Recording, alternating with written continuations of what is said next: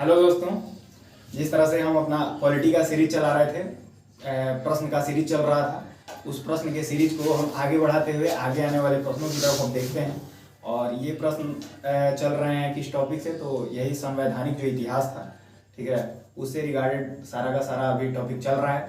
ठीक है, तो आगे बढ़ते हैं। और ये सार संग्रह से चल रहा है, जो हम लोग का जितना भी पीसीएस एग्जाम्स होते हैं, ठीक है, उसका मतलब क्वेश्चन का डिस्कशन हो रहा है। अब आप सोच सकते हैं कि इतने बढ़िया एग्जाम के अगर आप क्वेश्चंस लगाएंगे तो ना ही आपको एसएससी के किसी भी एग्जाम्स में दिक्कत आएगा और ना ही रेलवे के किसी भी एग्जाम्स में दिक्कत आएगा। किसी भी जनरल कंपटीशन एनी अदर जिसमें जीके आता है, अगर आप इसको देखते हैं तो एकदम श्योर शॉट है कि आपको ज़्यादा समझ में आएगा और आप ज़्यादा कनेक्ट कर पाएंगे क्वेश्चंस के साथ। तो चलिए आगे बढ़ते हैं और अपने कारवां को आगे बढ़ाते हैं क्वेश्चंस के। ठीक है, शुरू किया जाए। चलिए, हाउ तो जोश। Hi sir. Hi sir. तो पहला क्वेश्चन है कि भारतीय संविधान के निर्माण के समय संवैधानिक सलाहकार कौन थे? जब हम लोग का संविधान निर्माण हुआ था, संविधान सभा का गठन हो गया था, तो उस समय संवैधानिक सलाहकार किसको चुना गया था? उस समय कौन इतना टैलेंटेड था जिसको संवैधानिक सलाहकार चुने जाने में काबिलियत था? तो वो थे बी.एन. राव। क्या नाम था?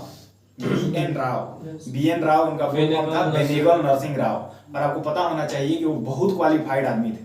ठीक है, जो हम लोग का संविधान बना था वो 50 से अधिक देशों के संविधान को अध्ययन करके बना था। उसमें से जो भी बढ़िया बढ़िया चीजें थी उसको छाट के हम लोग अपने संविधान में डाला गया था।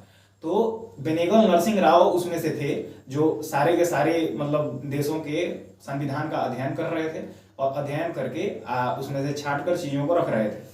ठीक है, और प्रारूप समिति का काम था कि उनका जो चीज छाटा हुआ था उसमें से वो बढ़िया चीजों को छाट के उसको वाचन के लिए प्रस्तुत किया जाता था संविधान सभा के आगे। ठीक है, चलिए आगे बढ़ते हैं। अगला क्वेश्चन है कि भारतीय संविधान का प्रथम प्रारूप तैयार किया गया था किसके द्वारा? जो भारतीय संविधान का प्रारूप बना था, पहला प्रारूप बना था, वो किसके द्वारा बनाया गया था? तो वो भी बनाया गया था किसके द्वारा? बी.एन. राव के द्वारा। ठीक है, बी.एन. राव के द्वारा हम लोग के संविधान का पहला प्रारूप बनाया गया था।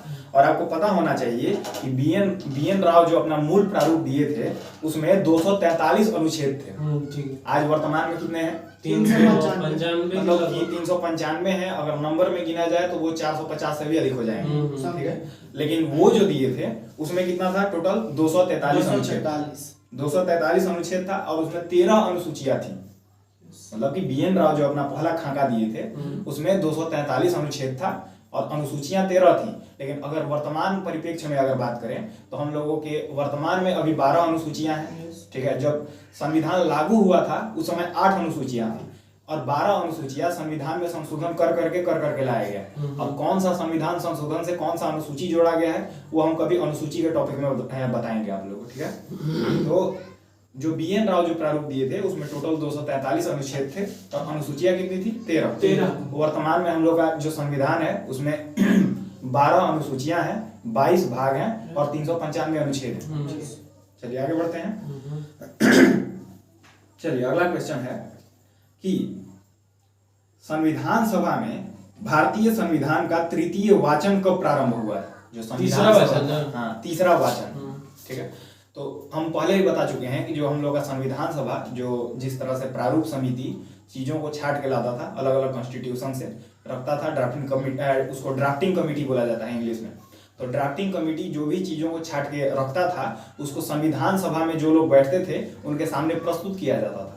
और जब प्रस्तुत किया जाता था तो उसका उच्चारण होता था। जो भी लिखा हुआ है, मान लीजिए कि हम बैठे हुए हैं, हम अपना खाका लेके आए हैं, ये बुक, और आपको पढ़कर सुना रहे हैं इस चीजों को, ताकि क्या बढ़िया है क्या बढ़िया नहीं है उसको इवेल्युएट किया जा सके। तो इस तरह का 3 वाचन हुआ था, टोटल 3 वाचन हुआ था।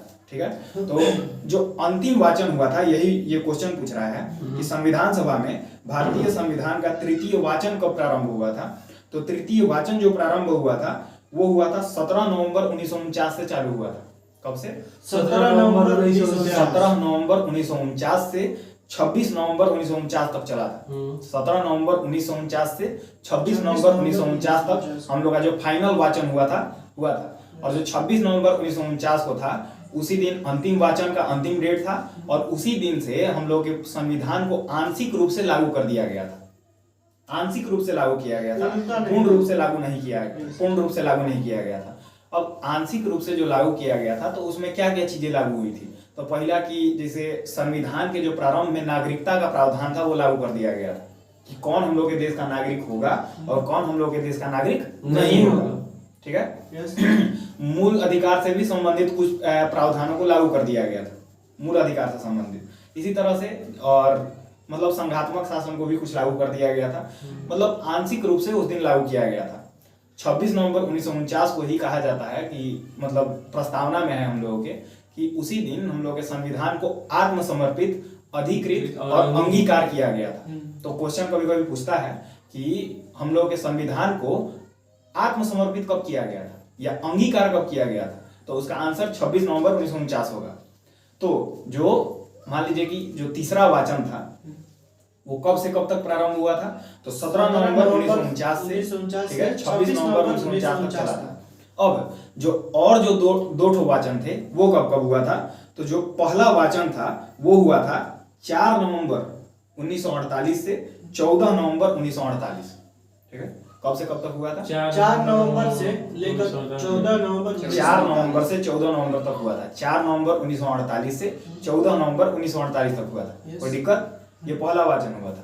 अब दूसरा वाचन कब हुआ था, तो दूसरा वाचन हुआ था 15 नवंबर 1948 से 17 अक्टूबर 1949 तक। कब से कब तक?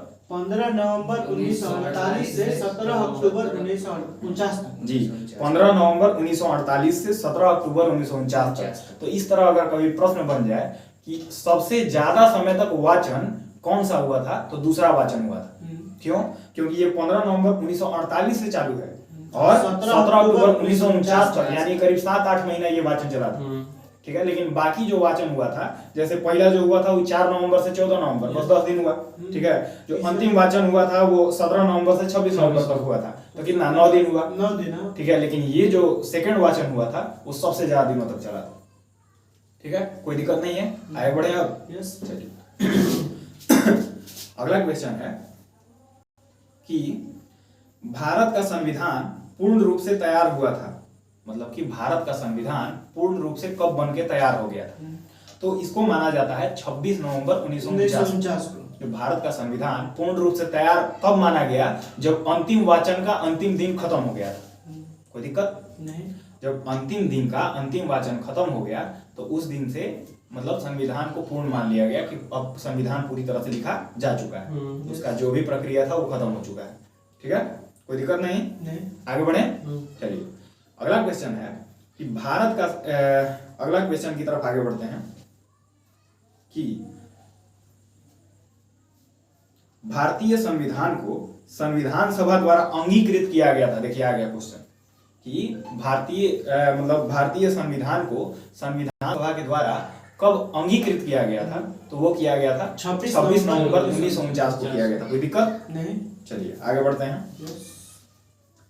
अगला क्वेश्चन है कि संविधान सभा द्वारा भारतीय संविधान को स्वीकृत कब किया गया था। अंगीकार किया गया या स्वीकृत किया गया, दोनों एक ही बात है, और वो कब किया गया था? 26 नवंबर 1949 को। हम फिर से बोल रहे हैं, ये सेम क्वेश्चन अलग अलग एग्जाम में बार बार आते हैं, मतलब कि छोटे से छोटे एग्जाम से लेकर बड़े से बड़े एग्जाम में ये वाला क्वेश्चन आता है खासकर। चलिए अगला क्वेश्चन है कि भारत का संविधान किस तिथि को अपनाया गया, बताइए। भारत का संविधान किस तिथि को अपना लिया गया था, तो 26 नवंबर 1949। अच्छा, अपनाया गया। जी, अपनाया गया, यानी कि आंशिक रूप से लागू हुआ था।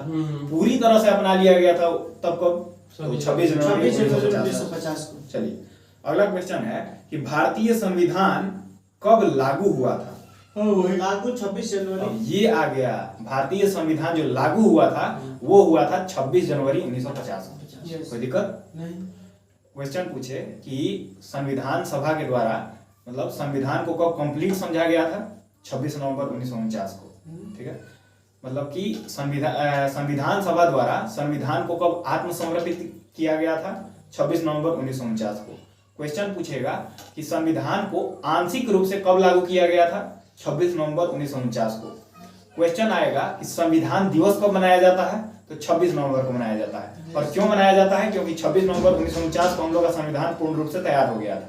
ठीक है, क्वेश्चन आएगा कि हम लोग का संविधान पूर्ण रूप से कब लागू हुआ था? तो वो हुआ था 26 जनवरी 1950 को। लागू हुआ था 50 को जी, बनाया गया था आपका 26 नवंबर 1949 को जी। कोई दिक्कत?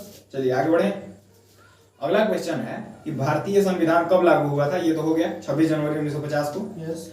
अगला क्वेश्चन है कि संविधान को 26 जनवरी के दिन लागू करने का निर्णय क्यों किया गया था?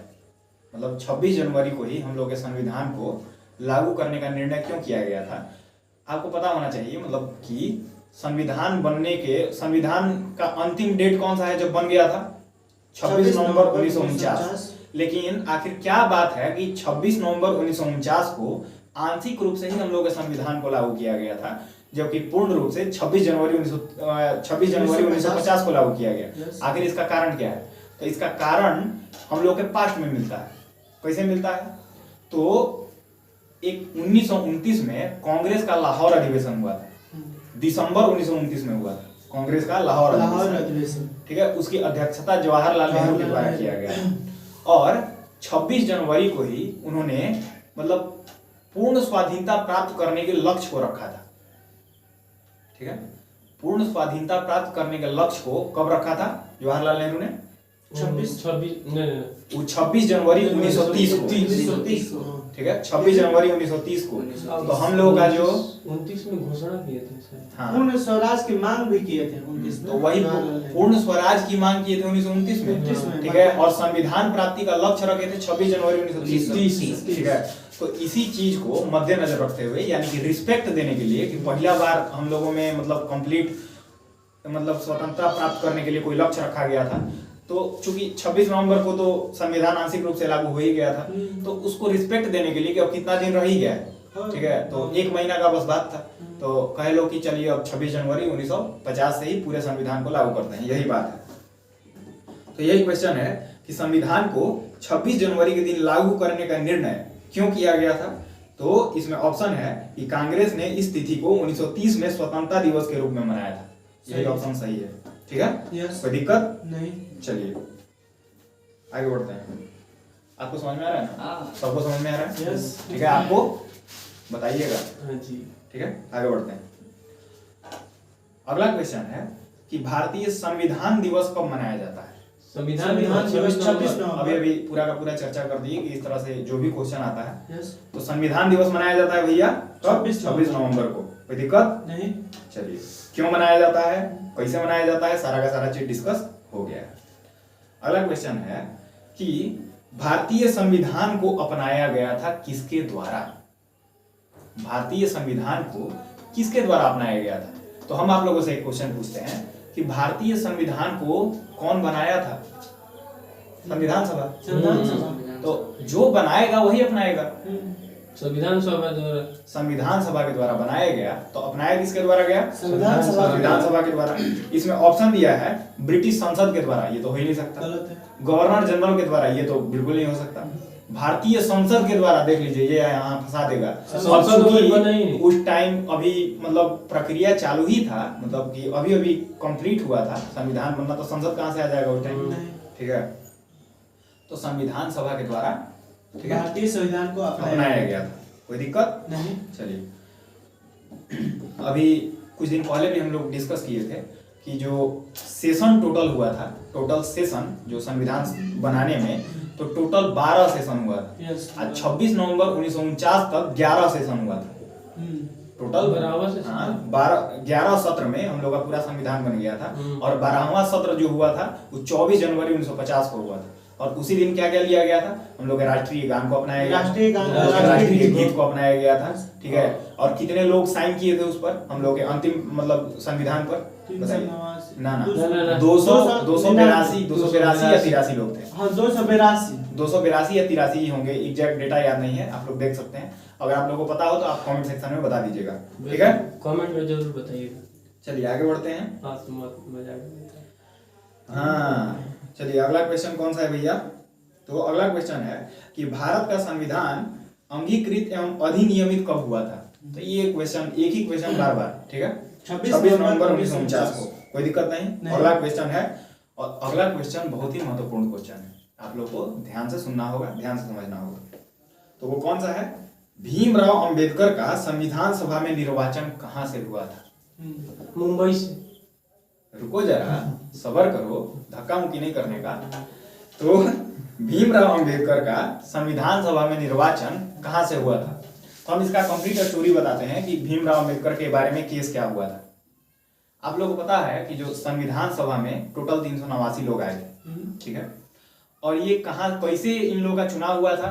तो उस समय के जितने भी प्रांत थे, 11 गवर्नर जनरल के प्रांत थे, ठीक है, उसके जो विधानसभा थे उनके विधानसभाओं से चुन के आए थे, यानी कि अप्रत्यक्ष रूप से निर्वाचित होके आए थे। तो जो हम लोग के भीमराव अंबेडकर साहब भी कहीं ना कहीं से चुनाव मतलब चुन के आए गए होंगे। तो जो भीमराव अंबेडकर साहब थे वो जो उस टाइम बंगाल प्रेसिडेंसी था, बंगाल, तो उस टाइम जो बंगाल प्रेसिडेंसी था तो उसमें बंगाल का पूरा क्षेत्र था, और बंगाल को मतलब बंगाल में उस समय बांग्लादेश भी था, जो आज वर्तमान हम लोग देश देखते हैं बांग्लादेश, वो पहले के बंगाल का हिस्सा था, ठीक है। तो जो भीमराव अंबेडकर साहब जो चुन के आए थे वो पूर्वी बंगाल से चुन के आए थे, यानी कि वर्तमान के बांग्लादेश से चुन के आए थे। अच्छा, ठीक है। पहला बार जो संविधान सभा में आए थे वो कहां से आए थे? पूर्वी बंगाल, पूर्वी बंगाल से, ठीक है। आज हम लोग के पास पश्चिम बंगाल है, और जो पूर्वी बंगाल का हिस्सा था वो वर्तमान में आज बांग्लादेश बन गया है। तो वो जो चुन के आए थे पूर्वी बंगाल से चुन के आए थे, ठीक है, कोई दिक्कत नहीं। अब आगे क्या हुआ कि वो पूर्वी बंगाल से चुन के आए, संविधान के निर्माण की प्रक्रिया में जुड़ गए। आगे क्या हुआ कि 14 अगस्त 1947 को, ठीक है, पाकिस्तान का बंटवारा हो गया। अब पाकिस्तान का बंटवारा जब हुआ था तो पूर्वी बंगाल का जो क्षेत्र मिला था वो पाकिस्तान को मिला था, ठीक है। पूर्वी बंगाल का क्षेत्र किसको मिला था? तो उस समय क्या हुआ था कि मतलब पाकिस्तान अलग हो गया था हम लोग के देश से, ठीक है। तो क्या हुआ कि अब आगे क्या करना है, मान लीजिए कि पाकिस्तान का भारत से बंटवारा तो हो गया, ठीक है। तो जो भी पूर्वी बंगाल से लोग चुन के आए थे उनका सदस्यता तो अब रद्द हो गया, है कि नहीं? तो सदस्यता रद्द हो गया, तो अब फिर से भीमराव अंबेडकर साहब चुनाव लड़े, ठीक है। अब कहां से? तो अब की बार महाराष्ट्र, जो बंबई प्रेसिडेंसी था उस टाइम, उससे लड़े, ठीक है। और वहां से जो पुणे, बंबई प्रेसिडेंसी के पुणे से वो फिर से निर्वाचित हो गए थे। और आपको पता होना चाहिए कि उनके आने के लिए एक आदमी को त्याग पत्र देना पड़ा था, ठीक है। उनका नाम है M.R. जयकर। क्या नाम है? M.R. जयकर ने अपना सीट छोड़ा था इनके लिए। अच्छा, मुंबई वाले थे। मुंबई प्रेसिडेंसी में जो पूना वाला सीट था, वो मतलब M.R. जयकर के पास था, वो छोड़ दिए थे, ठीक है। कोई दिक्कत? ये समझ में आया बढ़िया से?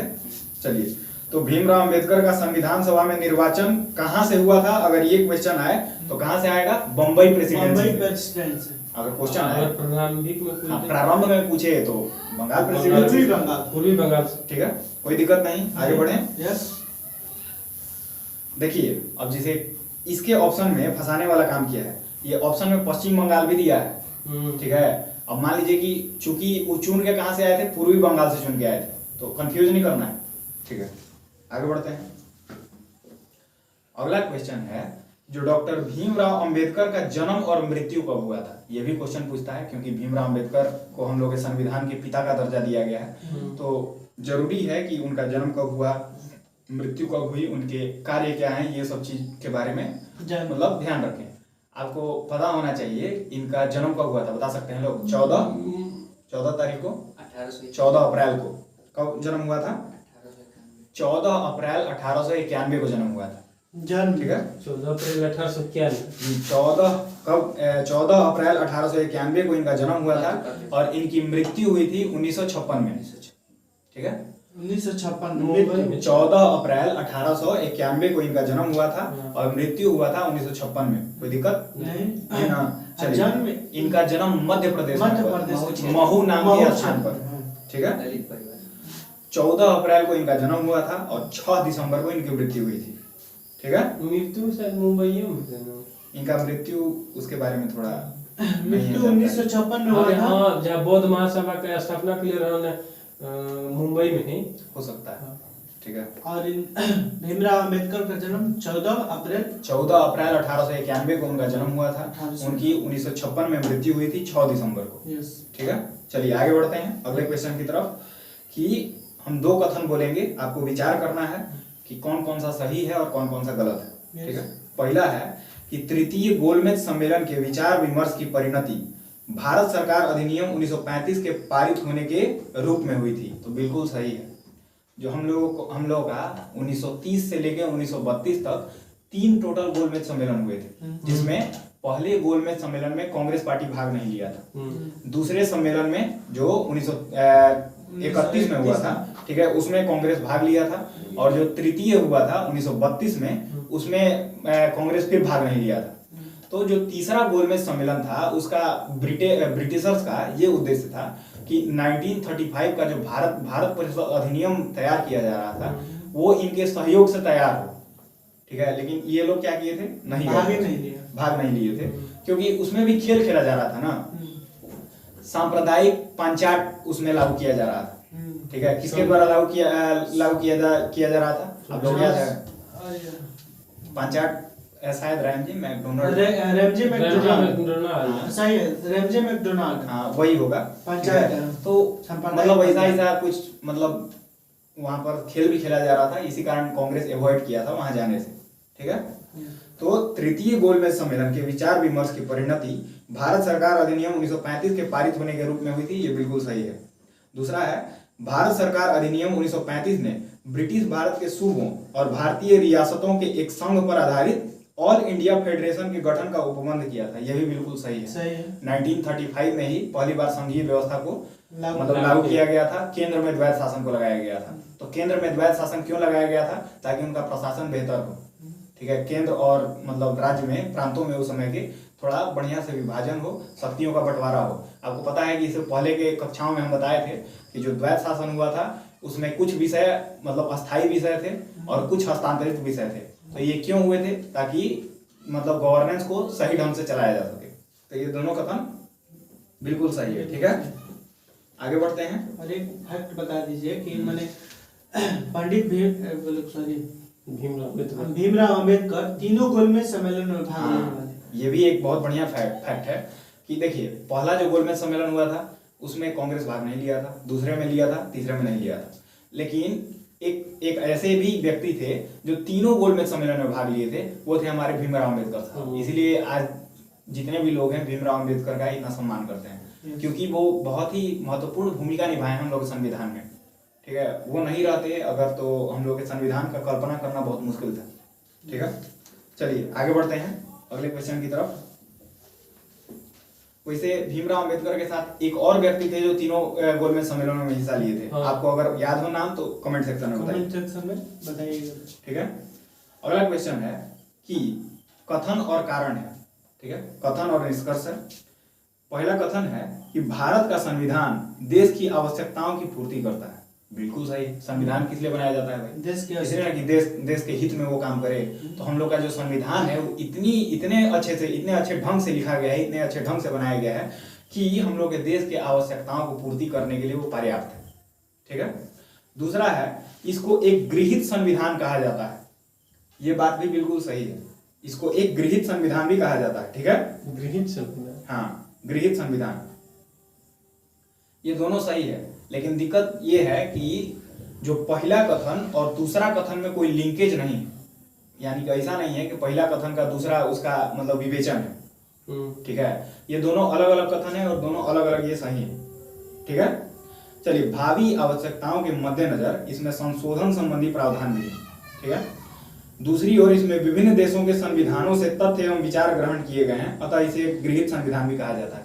इसको गृहीत संविधान क्यों कहा जाता है? क्योंकि दूसरे देशों के संविधान से बहुत सारा चीज लिया गया है। गृहीत संविधान कहने का मतलब क्या है कि दूसरे देश के संविधान से हम लोग जो चीज लिए हैं। और जैसे डीपीएसपी डायरेक्टिव प्रिंसिपल्स जो है, ठीक है, वो कहाँ से लिया गया है?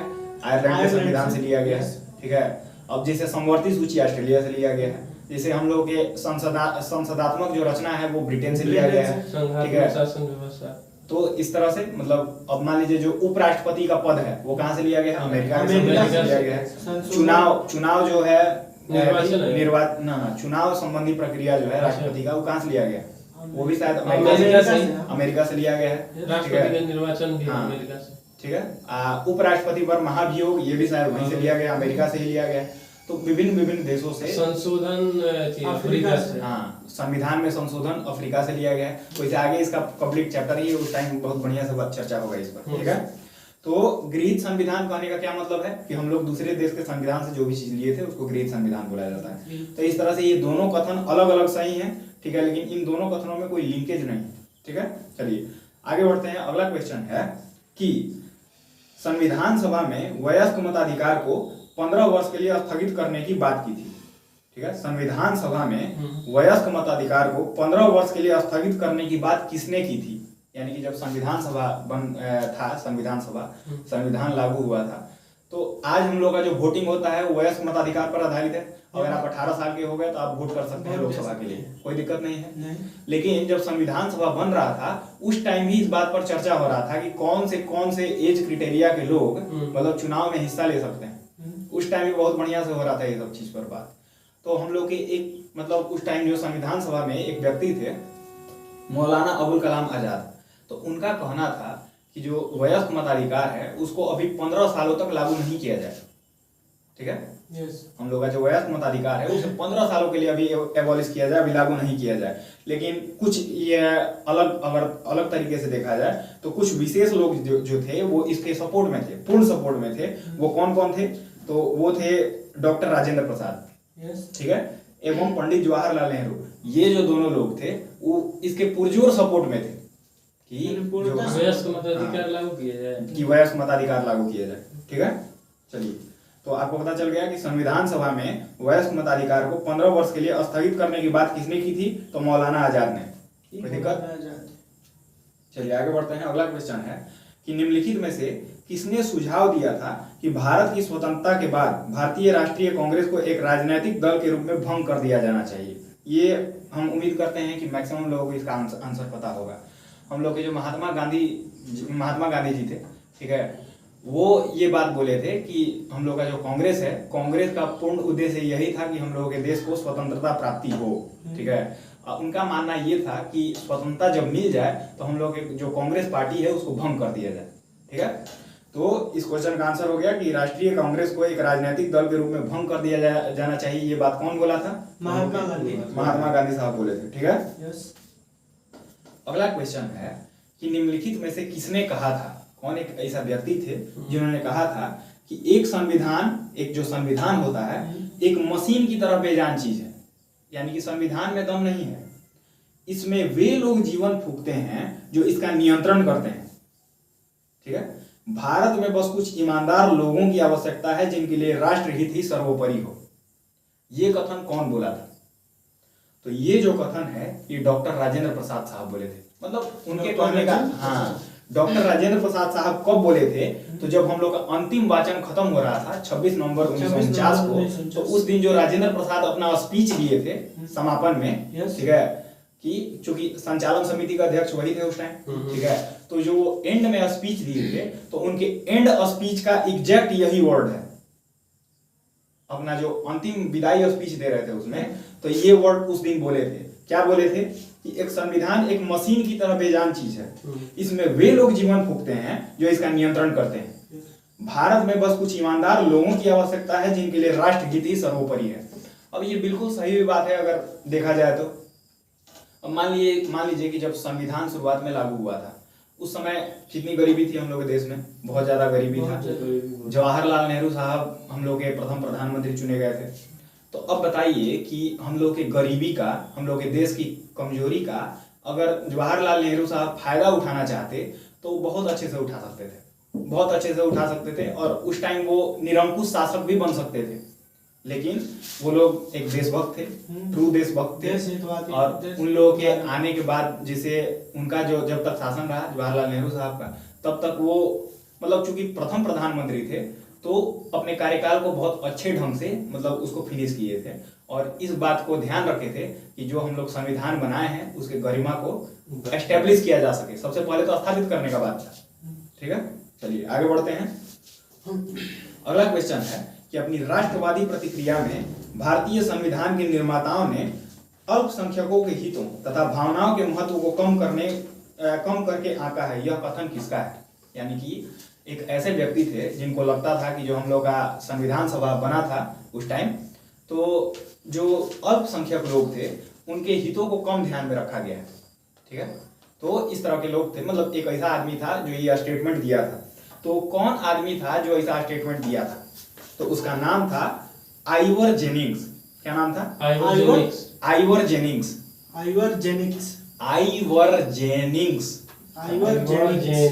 ठीक है, आइवर जेनिंग्स। ओके ना? ओके। ठीक है, तो अब आगे बढ़ते हैं।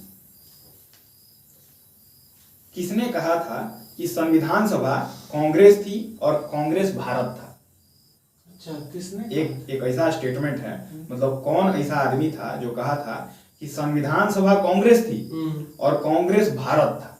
यानी कि कांग्रेस का वर्चस्व इस समय इतना ज्यादा था कि लोगों को लगता था कि, मतलब इनके वक्तव्य से ऐसा मतलब लगता है कि उस टाइम का जो संविधान सभा था वो कांग्रेस था और कांग्रेस को ही पूरे देश से तुलना किए थे। ठीक है, तो वो थे ऑस्टिन। क्या नाम था? ऑस्टिन। हाँ, ऑस्टिन नाम के एक व्यक्ति थे। उन्होंने कहा था कि संविधान सभा कांग्रेस थी और कांग्रेस भारत था। ठीक है, कोई दिक्कत नहीं। चलिए, ऑस्टिन। ठीक है, अब आइए, अब अगर हम ऑस्टिन साहब का बात करें तो ऑस्टिन साहब कोई छोटे मोटे व्यक्ति नहीं थे। ठीक है, ये पद्मश्री पुरस्कार प्राप्त इतिहासकार थे, इनको पद्मश्री मिला था। ठीक है, इनका पूरा नाम था ग्रैनविले ऑस्टिन। ठीक है, वो एक पुस्तक लिखे थे, उस पुस्तक का नाम था द इंडियन कॉन्स्टिट्यूशन।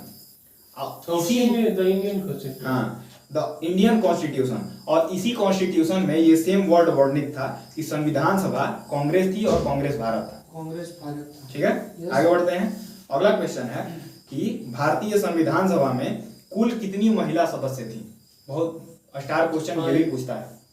तो हम लोग का जो संविधान सभा मतलब चुना गया था उसमें टोटल महिला सदस्यों की संख्या कुल 15 थी। टोटल 15 महिला सदस्य थी। आप समझ सकते हैं कि जो भी लोग आज कहते हैं कि महिला शक्ति मतलब कमतर है या कमजोर है या जो कुछ भी है, जब संविधान हम लोग का बना था, जब हम लोग का देश लागू हुआ था, उस टाइम भी 15 महिलाएं हम लोग के संविधान सभा की हिस्सा थी। तो आप लोग जो भी मतलब अपने मन में भावना बना के ऐसा रखते हैं, उस भावनाओं को दरकिनार करने का जरूरत है। ठीक है, चलिए, तो उस समय के संविधान सभा में टोटल 15 महिलाएं थी। अब उन 15 महिलाओं में हम कुछ विशेष लोगों का नाम बता देते हैं। जैसे एक थी विजय लक्ष्मी पंडित। 15 महिलाओं में विजय लक्ष्मी पंडित थी। अब विजय लक्ष्मी पंडित आपको पता होना चाहिए कि विश्व की पहली महिला थी। वो विश्व की पहली ऐसी महिला थी जो United nation general assembly UNGA जो है हम लोग का संयुक्त राष्ट्र महासभा है, उसकी अध्यक्ष बनी थी। सोच लीजिए कितनी बड़ी ये हस्ती रही होंगी जो उस समय की यूनाइटेड नेशन जनरल असेंबली की मतलब अध्यक्ष रह चुके। ठीक है, अब आइए, वो भी पूरे विश्व में, ऐसा नहीं है कि मतलब केवल भारत की। अगला है कि राजकुमारी अमृता कौर थी। ठीक है, अगली थी एक सरोजिनी नायडू थी। हम लोग की सरोजिनी नायडू भी, ठीक है, उस समय 15 लोगों में एक थी सरोजिनी नायडू। अब सरोजिनी नायडू के बारे में अगर हम बताएं तो सरोजिनी नायडू हम लोग के भारत की प्रथम भारतीय कांग्रेसी महिला अध्यक्ष थी। मतलब कांग्रेस की पहली भारतीय महिला अध्यक्ष कौन थी? सरोजिनी नायडू। और ये जो थी 1925 में कांग्रेस के कानपुर अधिवेशन में कांग्रेस की मतलब अध्यक्षता की थी। ठीक है, और अगर अगला बात करें तो सुचेता कृपलानी भी इन 15 लोगों में से एक थी, जो उत्तर प्रदेश की पहली महिला मुख्यमंत्री बनी थी। ठीक है, सही है। तो इस तरह से, तो चलिए, आज इतना क्वेश्चन हुआ। उम्मीद करते हैं कि आज का सेशन आपको अच्छा लगा होगा। अगर ये अच्छा लगे तो दबाकर लाइक शेयर ठोक दीजिए। ठीक है, महाकाल की कृपा से, और वीडियो को ज्यादा से ज्यादा शेयर कीजिए, लोग लाइक कीजिए। ठीक है, चलिए मिलते हैं अगली कक्षा में।